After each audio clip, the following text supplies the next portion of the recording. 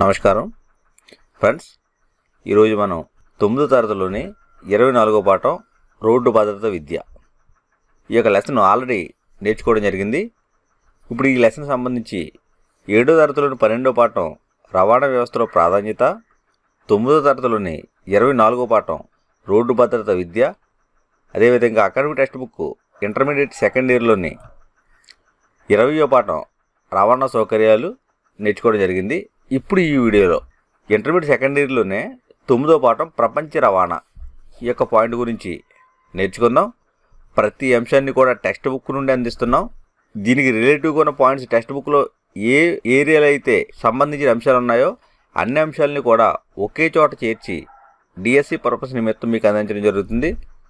ఈ యొక్క వీడియోతో 9th క్లాసులో ఉన్న లెసన్స్ అన్నింటికి సంబంధించి అకాడమీ లెవెల్లో కంప్లీట్ చేసుకున్నాం. తర్వాత వీడియోలో 10th క్లాస్ వీడియోల గురించి నేర్చుకుందాం. ఈ యొక్క వీడియోలు నచ్చితే లైక్ చేయండి, షేర్ చేయండి, సబ్స్క్రైబ్ చేసుకోండి. ఫ్రెండ్స్, మీరు చూస్తున్నారు కింగ్స్ డిఎస్సి యూట్యూబ్ ఛానల్. తర్వాత జలమార్గ రవాణా. జలమార్గానికి సంబంధించి భూమి మీద మోసుకు వెళ్ళలేని అత్యంత బరువులను మోసే రవాణా వ్యవస్థ ఏది అంటే జలమార్గ రవాణా.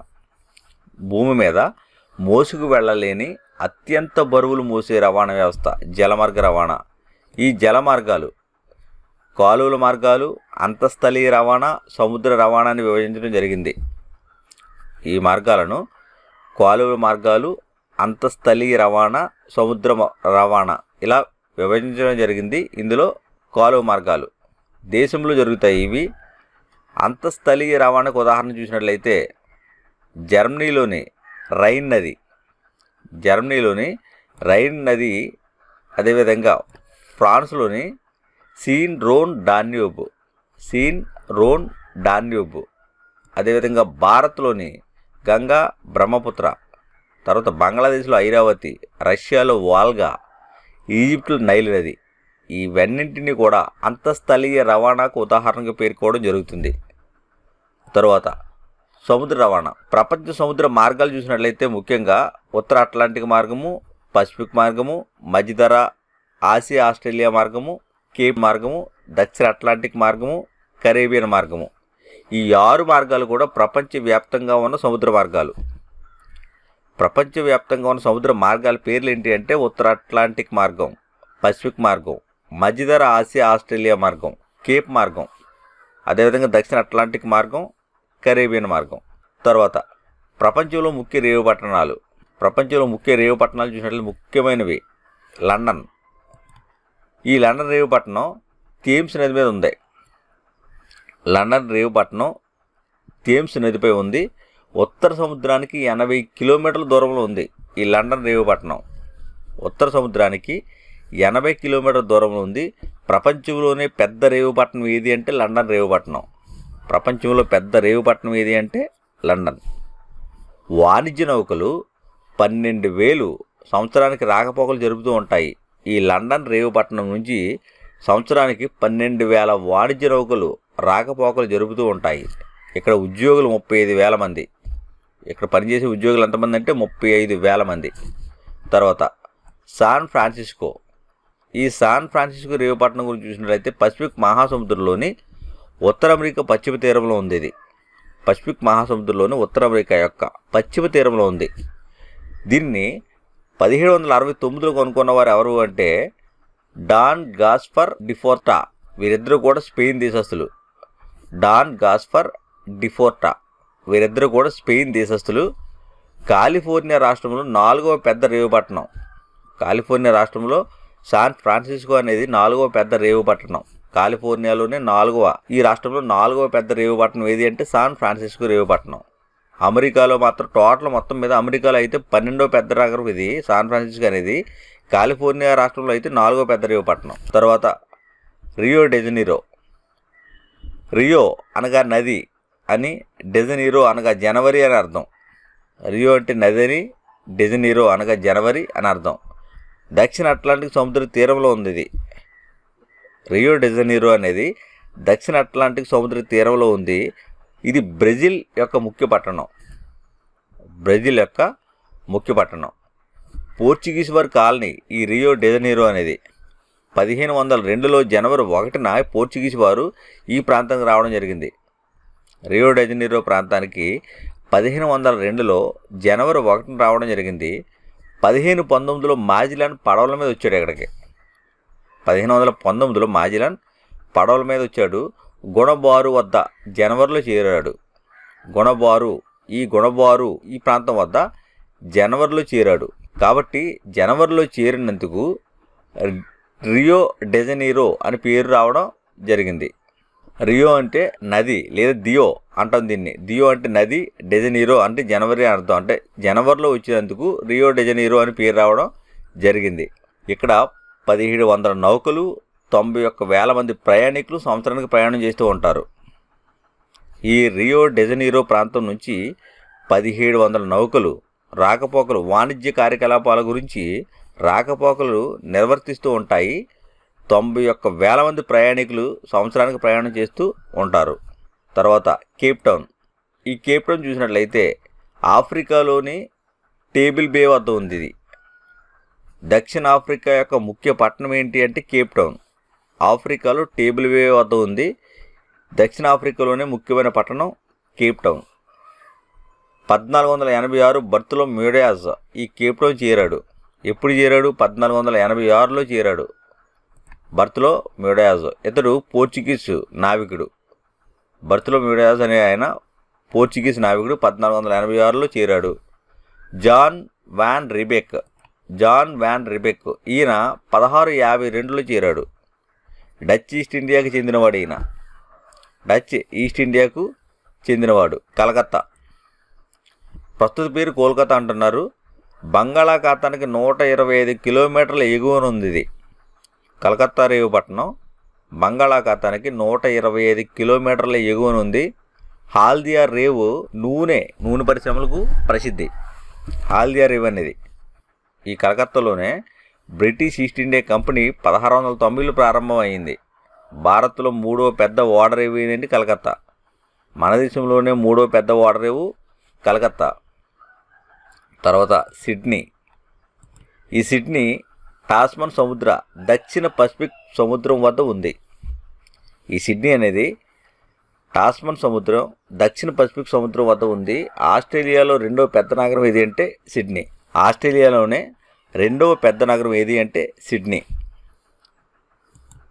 ఇది 1770లో కెప్టెన్ కుక్, 1778లో ఫిలిప్ బోటనీ వీరు రావడం జరిగింది. అప్పటి నుండి కూడా ఈ సిడ్నీ రేవుపట్నం అనేది అభివృద్ధి పొందింది. కెప్టెన్ కుక్ ఎప్పుడు వచ్చాడంటే 1770లో వచ్చాడు. ఫిలిప్ బోటనీ 1778లో వచ్చాడు. ఆ తర్వాత ఈ సిడ్నీ రేవుపట్నం అనేది అభివృద్ధి చెందడం మొదలుపెట్టింది. వీరు వచ్చిన తర్వాత 11 పడవలతో 1500 మందితో చిన్న జనపదం మొదలుపెట్టారు ఈ ప్రాంతంలో. అక్కడి నుంచి రేవు అనేది అభివృద్ధి పొందింది. 11 పడవలతో 1500 మందితో జనం ఇక్కడ జనపదం మొదలైంది. ఈ ప్రాంతంలో సిడ్నీ రేవ్ అనేది అభివృద్ధి పొందింది. తర్వాత వాయు రవాణా. అత్యంత ఖరీదైన రవాణా సౌకర్యం ఏది అంటే వాయు రవాణా. ఇది 1920లో ప్రారంభించడం జరిగింది. 20లో ప్రారంభించి 1926కి ఎక్కువగా అమల్లోకి వచ్చింది వాయు రవాణా. 1920లో వాయు రవాణా ప్రారంభం అయినా కానీ 26కు మాత్రం అత్యంత ప్రాచుర్యంలోకి వచ్చింది. మొట్టమొదటి విమానం గురించి చూసినట్లయితే 1904లో రైట్ సోదరులు నడిపారు. మొదటి విమానం చూస్తే 1904లో రైట్ సోదరులచే నడపబడింది. ఎందుకు వీళ్ళు తయారు చేశారంటే మిలిటరీ నిర్వహణ కోసం తయారు చేశారు. ఈ రైట్ సోదరులు మిలిటరీ నిర్వహణ కోసం తయారు చేశారు. మొదటి ప్రయాణం అనేది లండన్ నుంచి పారిస్కు జరిగింది. విమాన మొట్టమొదటి ప్రయాణం ఏ ప్రాంతం నుంచి ఏ ప్రాంతానికి జరిగిందంటే లండన్ నుంచి పారిస్కు, లండన్ నుండి పారిస్కి జరిగింది. తర్వాత మొదటి ఎయిర్ మెయిల్ ఎక్కడ ప్రారంభమైంది అంటే అమెరికాలో ప్రారంభమైంది. మొదటి ఎయిర్ మెయిల్ ఎక్కడ ప్రారంభమైంది అంటే అమెరికాలో. అదేవిధంగా దక్షిణార్ధగోళంలో 35 డిగ్రీల అక్షాంశాల మీద వాయు మార్గాలు లేవు. దక్షిణార్ధగోళంలోనే 35 డిగ్రీల అక్షాంశాల మీద వాయు మార్గాలు లేవు.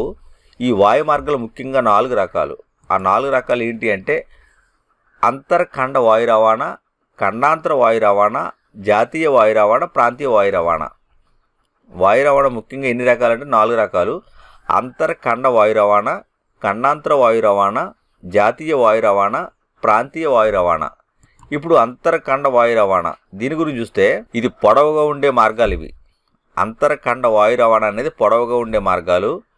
ఖండాంతర వాయు రవాణా అనేది ఖండాల నుండి ఖండాలకు, ఖండాల నుండి ఖండాలకు. అదేవిధంగా జాతీయ వాయు రవాణా దేశంలో అంతర్గతంగా పొడవుగా ఉండే వాయు మార్గాలు జాతీయ వాయు రవాణా. దేశంలోని అంతర్గతంగా పొడవుగా ఉంటాయి. తర్వాత ప్రాంతీయ వాయు రవాణా చాలా దగ్గర దూరాల మధ్య వాయు మార్గాలు, చాలా దగ్గర దూరాల మధ్య వాయు మార్గాలు. తర్వాత ముఖ్య విమానాశ్రయాలు. ముఖ్యమైన విమానాశ్రయాలు చూస్తే మొట్టమొదటి టోక్యో విమానాశ్రయం. టోక్యో విమానాశ్రయం ఇది హనాడే విమానాశ్రయం అని పిలుస్తారు దీన్ని. టోక్యో విమానాశ్రయాన్ని హనాడే విమానాశ్రయం అని పిలవడం జరుగుతుంది. ఇది అంతర్జాతీయ రాకపోకలకు ప్రపంచంలో 4వ పెద్ద విమానాశ్రయం. ప్రపంచంలోనే 4వ పెద్ద విమానాశ్రయం ఏది అంటే టోక్యో హనాడే విమానాశ్రయం.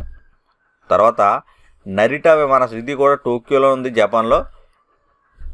ఇది దేశీయ అవసరాలకు ఉపయోగిస్తున్నారు. జపాన్లో ఉన్న నరిటా విమానాశ్రయాన్ని దేశీయ అవసరాలకు ఉపయోగిస్తున్నారు. హనాడే విమానాశ్రయం మాత్రం అంతర్జాతీయ విషయాలకు ఉపయోగిస్తున్నారు. ఈ నరిటా విమానాశ్రయం అనేది దేశీయ అవసరాలకు ఉపయోగిస్తున్నారు. ఇది ఆసియాలోనే పెద్దది. హనాడే విమానాశ్రయం ఆసియాలోనే పెద్దది. తర్వాత జపాన్లో ఉంది ఇది. విమానాలు జపాన్లో నడిపే సంస్థల పేర్లేంటి? జపాన్లో ఏ సంస్థలు విమానాలు నడుపుతున్నాయి అంటే ఎయిర్డు రక్షణ స్థావరంగా అమెరికా వారికి ఉండేది. ఇది రక్షణ స్థావరంగా జపాన్లో అమెరికా వారికి ఉండేది ఏది అంటే ఎయిర్డు. రక్షణ స్థావరంగా అమెరికా వారికి ఉండేది ఎయిర్డు అనేది All Nippon, Japan Airlines, Skymark Airlines, Skynet Airlines. ఇవన్నీ కూడా జపాన్లో విమాన నడిపే సంస్థలు. ఏంటి అంటే Airdo, All Nippon, Japan Airlines, Skymark Airlines, Skynet Airlines. ఈ ఎయిర్డు అనేది రక్షణ స్థావరంగా అమెరికా వరకు ఉంటూ ఉండేది. ఎయిర్డు అనేది దేశీయ ప్రయాణికులకు 1955లో అనుమతి లభించింది. దేశంలో ప్రయాణికులకు 1955లోను, అదేవిధంగా అంతర్జాతీయ ప్రయాణికులకు 1963లోను అనుమతి లభించింది ఈ టోక్యో విమానాశ్రయాల ద్వారా. ప్యారిస్ చార్లెస్ డిగాలే అంతర్జాతీయ విమానాశ్రయం. ఇది ప్రపంచంలో 5వ పెద్ద విమానాశ్రయం. ప్రపంచంలో 5వ పెద్ద విమానాశ్రయం ఏదంటే చార్లెస్ డిగాలే అంతర్జాతీయ విమానాశ్రయం. రోసీ ఎయిర్పోర్ట్ అని పేరు దీనికి. ప్యారిస్లో ఉంది. ప్యారిస్ చార్లెస్ డిగాలే అంతర్జాతీయ విమానాశ్రయానికి రోసీ ఎయిర్పోర్ట్ అని పేరు. ఇది 1966లో ప్రారంభించి చార్లెస్ డిగాలే పేరు పెట్టారు. అసలు ఈ చార్లెస్ డిగాలే అనే ఆయన ఫ్రెంచ్ బలగాల నాయకుడు 5వ ఫ్రెంచ్ రిపబ్లిక్ స్థాపకుడు. చార్లెస్ డిగాలే 5వ ఫ్రెంచ్ రిపబ్లిక్ స్థాపకుడు. కాబట్టి ఈయన పేరును ఈ విమానాశ్రయం పెట్టడం జరిగింది. తర్వాత ఓహెర్ అంతర్జాతీయ విమానాశ్రయం. ఇది ఇల్లినాయిస్ రాష్ట్రం చికాగోలో ఉంది. ఓహెర్ అంతర్జాతీయ విమానాశ్రయం ఎక్కడ అంటే అమెరికాలోని ఇల్లినాయిస్ రాష్ట్రం చికాగోలో. రోజుకు 2409 విమానాలు రాకపోకలు జరుపుతూ ఉంటాయి. ఈ ఇల్లినాయిస్ రాష్ట్రంలో రోజుకు 2409 విమానాలు రోజుకు రాకపోకలు జరుపుతూ ఉంటాయి. ప్రపంచంలోనే 2వ పెద్ద విమానాశ్రయం ఓహెర్ అంతర్జాతీయ విమానాశ్రయం, ఇల్లినాయిస్ రాష్ట్రం, చికాగో. 1945లో ప్రారంభించారు దీన్ని.